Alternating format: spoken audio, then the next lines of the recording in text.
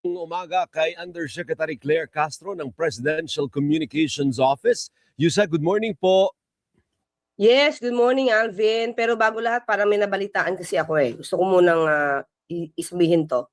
Kung okay lang, Alvin. Ano ka mo? Parang may nabalitaan kasi ako, so bago tayo magsimula, gusto kong sabihin ito. Sige nga. Okay lang ba sa'yo? Nakabahan ako. Happy birthday to you. Sabi ko na-timing naman ano. Madalang namin makuha si Yusa Claire, pero na-timing na birthday ko. Kaya gumising ako na maaga, Alvin. Tingnan mo Naks. naman yung itsura ko. Hindi, ganda-ganda nga. Ano ka ba? Unahin muna natin yung pinaka-fresh at daming issue. No? Sa totoo lang, istorya kahapon. Unahin natin muna yung sa Senado. Parang nagulat sila lahat, natuklasan nila. Marami palang acting. O mga hindi pa permanenteng appointments na mga kalihim. Paano umabot sa ganun, Yusek, na ang dami pala nila at least 8 ba na cabinet secretaries na puro acting? Sa ngayon, Alvin, no, hindi ko pa nakausap ang Pangulo. Siguro mamaya.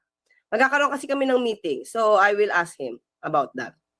Pero ano naman, kung batay naman yan sa batas, I'm pretty sure gagawin naman yung legal na hakbang kasi kagaya halimbawa nung sa DNR, ang may nagsabi doon na opisyal ng senador na at si walang sekretary ng DNR. Dahil acting secretary. Kasi na-bypass ata sila last time noong December at walang interim appointment. So paano si Lutilia? Kasi Lutilia ba ay secretary pa rin ng DNR? Yes. Oo, Alvin. Pero sa ngayon kasi wala pa tayong update patungkol dyan. So mamaya, tatanungin ko sa Pangulo. Hindi, pero linawin muna natin kasi baka magpanik din yung mga empleyado ng DNR. May secretary kayo ha? Ang secretary ninyo ay meron kasi acting secretary, so there's nothing to worry about. Tuloy pa rin po yung pagtatrabaho at mamaya tatanungin lang natin ano yung estado ng lahat ng sinasabing acting secretary. Okay, that's good. O importante po yan ano. Kasi hindi ba pag-acting, I don't know, ikaw taga-gobyerno ka, Yusek, pag-acting ba, iyan ba ay nakakapirma ng mga payroll, yung mga day-to-day activity, nakaka-appoint ba yan, nakakatanggal, o limited yung powers? Wala, pareho naman. Okay, so pwede rin pala. Akala ko talaga pag acting ka, bawal kang pumirma ng related sa mga pera. Kasi acting ka lang eh. Hindi naman. So on our part, kasi si acting Secretary Dave Gomez. So acting siya. Pero wala naman nagiging problema sa amin pagdating sa ganyan. Ayan pa palang isa, kasali din yung secretary pala ninyo sa acting. So pati executive secretary Yusek, acting din si Secretary Ralph Recto. Yes, kasi halos kaka-appoint lang naman eh. So tignan lang natin. Pati si mamaya, makikipag-usap tayo. Tama. Pati yung DICT, di ba acting yun? DOTR din. Yes.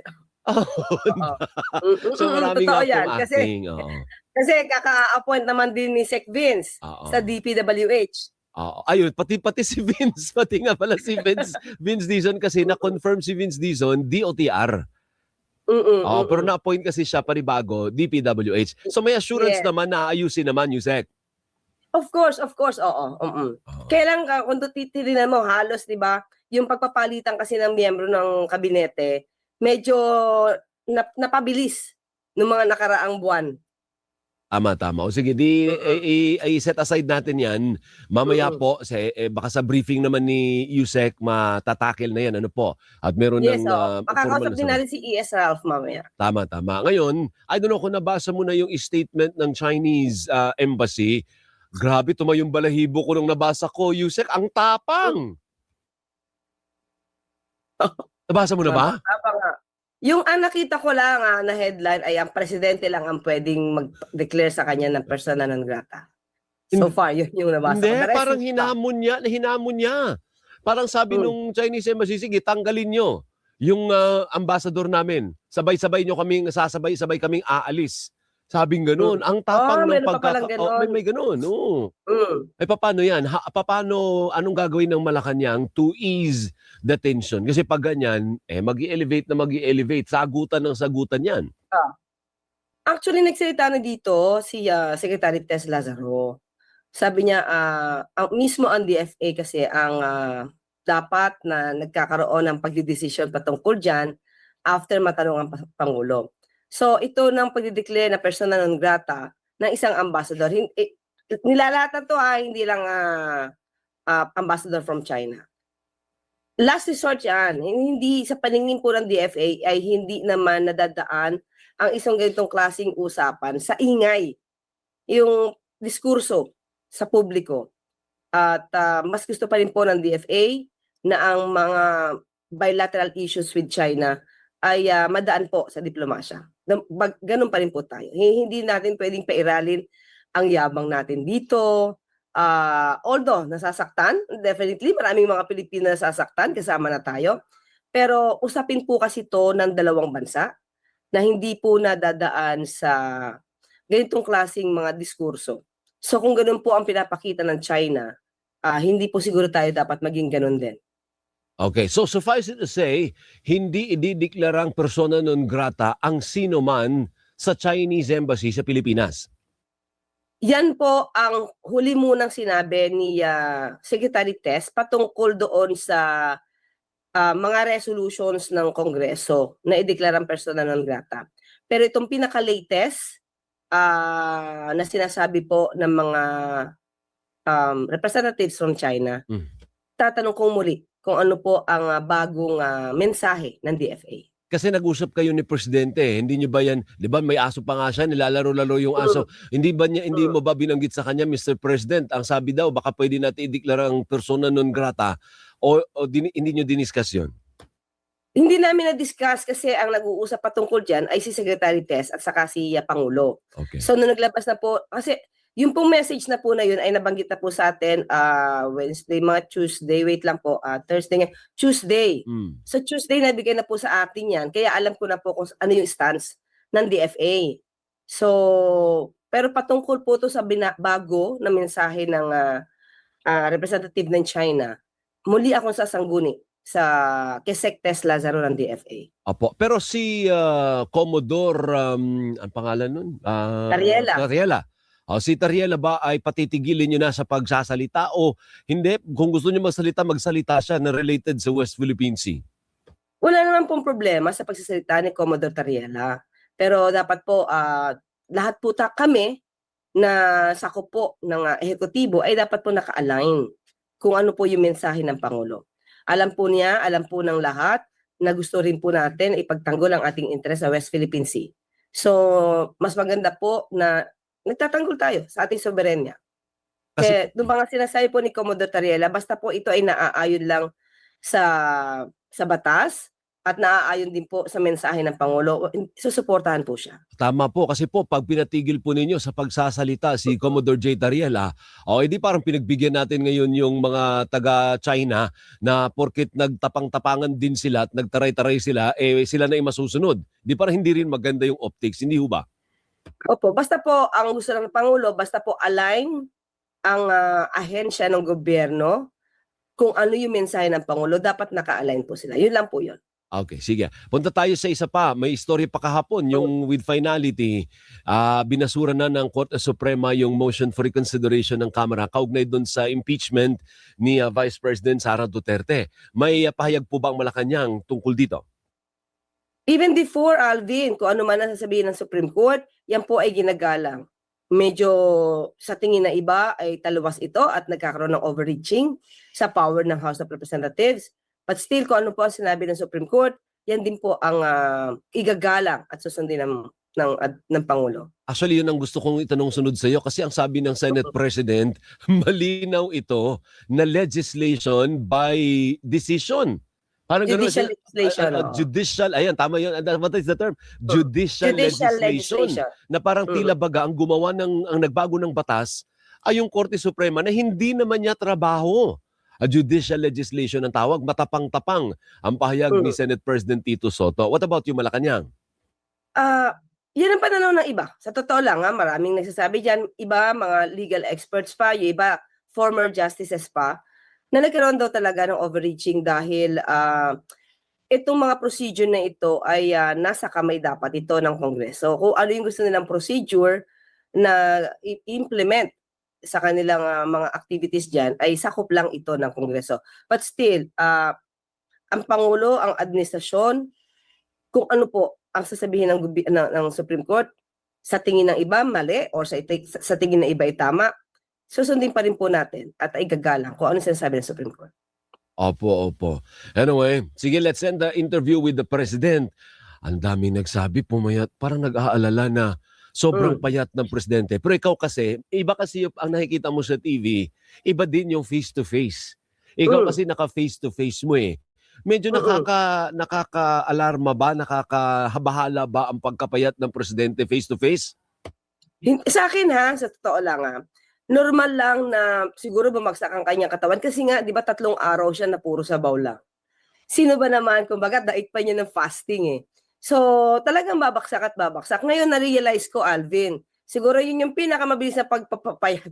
Puro sabaw ka lang 3 araw. Good news yun para sa mga nagdadadayat. Pero sa akin, Alvin, nakita ko siya. Sa akin, hindi siya alarming. Pero nakita niya nung nag-selfie kami, nakita niya, ay oo nga, pumayat nga ako. Siguro, inisip ko tuloy, siguro feeling niya talaga na pumayat siya. Kasi katabi niya ako. May comparison. So ikaw mabilog ka. Di ba, medyo mabilog ako, di ba? Oo. Kaya kailangan tayo yung mag-diet, kaya kailangan tayo mag-soft diet. Oo. Hindi, pero sa akin, hindi siya nakaka-alarma. Sa akin. Nung nakita ko siya, hindi. Mahirap kasi kami, dahil kami, syempre, video at photo lang. Ikaw kasi personal mo na, magkaiba yung perspektibo nun, ano po. Kaya tinatanong kita, kasi kung ang maraming tao na-alarma na, hala, ang bilis naman pumayat. Baka may sakit nga.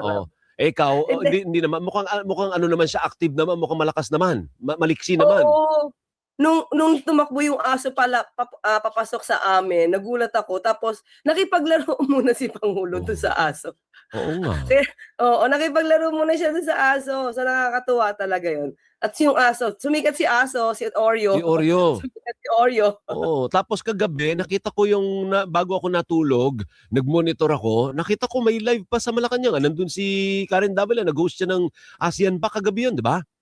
Yes, kagabi nangyari yon at mga 6:30, siguro mga 7, mga ganun. Wala tayo kasi doon eh. Hindi na tayo umattend doon dahil galing tayo doon sa una niyang event. No, yung pag-submit nung final report ng EDCOM 2. So, sa lahat ng mga nag-aalala, anong gustong sabihin ng Malacanang at sa lahat naman ng naninira naman na para may mga namimiki pa nga ng medical records, hindi ho ba? Doon muna tayo sa mga nag-aalala. Anong gusto niyo sabihin? Oo, unang-una natanong natin sa Pangulo yan. Sabi ko, hindi naman lahat ng babash, di ba? So, sinabi natin na marami din po na nagmamahal sa inyo na nagdadasal sa maganda niyong kalusugan. Sabi niya, maraming salamat. Appreciated po ng Pangulo ang inyong pagdarasal para mabilis siyang makarecover. Actually, Alvin, hindi naman madali na makarecover kagad kung ganun yung naramdaman niya. At nagpapasalamat tayo na unti-unti talagang gumaganda yung kalusugan ng Pangulo. Di ko na natanong kung meron pa siyang pain kasi nung huli namin pag-usap, sabi niya wala na siyang nararamdaman na pain. So, wag mag-alala yung ating mga kababayan at patuloy po ang Pangulo sa pagtatrabaho. Yun na nga, sabi ko, Alvin, parang hindi sana yata yung tao na nakikita ang Pangulo na nagbabakasyon. Diba, katulad mo, birthday mo, bakasyon, action, hindi bakasyon. Diba? So, parang hindi sila yung tao na nakikita ang Pangulo na naka-standby lang, walang ginagawa. Dahil nakita naman kasi lagi, nasa labas ang Pangulo at nagtatrabaho. Pero still, kahit sabihin natin na hindi pa siya lumalabas talaga, at walang schedule na siya lumabas, nandoon pa rin po, patuloy pa rin yung pag-meeting, mamaya po may meeting po kami. So, di po ba kung talagang hindi maganda ang pakiramdam ng Pangulo, hindi na siya makaka-attend ng mga meeting na ganito. Okay. Doon naman sa mga basher at mga fake news peddler, nasanay na kasi kayo, di ba? Ito na panawagan ko sa kanila. Nasanay na kasi kayo mameke. Sinimulan nyo na nga sa mga maling kwento patungkol sa Pangulo. Tapos sinundan nyo pa ng fake na police blotter. Di ba, Alvin, police blotter from Beverly Hills, na mga journalist pa, the likes of Bobby Tiglao, ang nagpapakalat na ito, hindi ba na medyo nakakahiya naman yata yun? Pangulo po itong pinag-uusapan natin, bansa po natin ito, hindi naman po nyo dapat daanin sa pagpa-fake news para lang ipagsak ang ating Pangulo at iangat ang mga iniidolo nyo o pinupuon nyo sa pwesto. Is the President taking action against those who yung nagpapakalat ng fake medical report? Actually, alam ko, kumikilos ang NBI at ang PNP ngayon. So sabi natin, hindi kailangan mag-utos ng Pangulo. Obligasyon, mandato ito ng mga investigating bodies na alamin kung sino ang punot dulo nito at sino ang nagpauna nito. So Para meron, matigil to. Kasi, Alvin, hindi biro talaga no, na ipeke ang patungkol sa kalusugan ng Pangulo kasi it will makakaapekto to sa mga investors, di ba? Makakaapekto to sa ekonomiya. Tulad niya, sabi mo marami nag-aalala mga Pilipino. So hindi po biro yung ginagawa yung pamimeke. Kung sanay na po kayo sa pamimeke at paggawa ng mga kwento, please lang po sana nakikiusap tayo. Itigil nyo na yan kasi hindi lang po ang Pangulo ang naapektuhan, buong bansa at ang ekonomiya. At kung sasabihin nila na kaya pala hindi maganda ang nangyayari sa ekonomiya natin, bahagi po kayo dyan dahil sa pamimeke po ninyo. Tandaan nyo po yan. Ang Pangulo po nagtatrabaho, sagad-sagad ang pagtatrabaho. Kaya bumabagsak ang mga gintong klase, ang ekonomiya natin, isa ito. Yung political noise, including na yung mga fake news peddlers na yan. thank you. Maraming salamat, boss. Naubusan tayong oras. Yusek, mabuhay Oo ka. nga. Thank you. Happy birthday, Alvin. Thank boss. you. Salamat. Maraming salamat. Undersecretary Claire Castro ng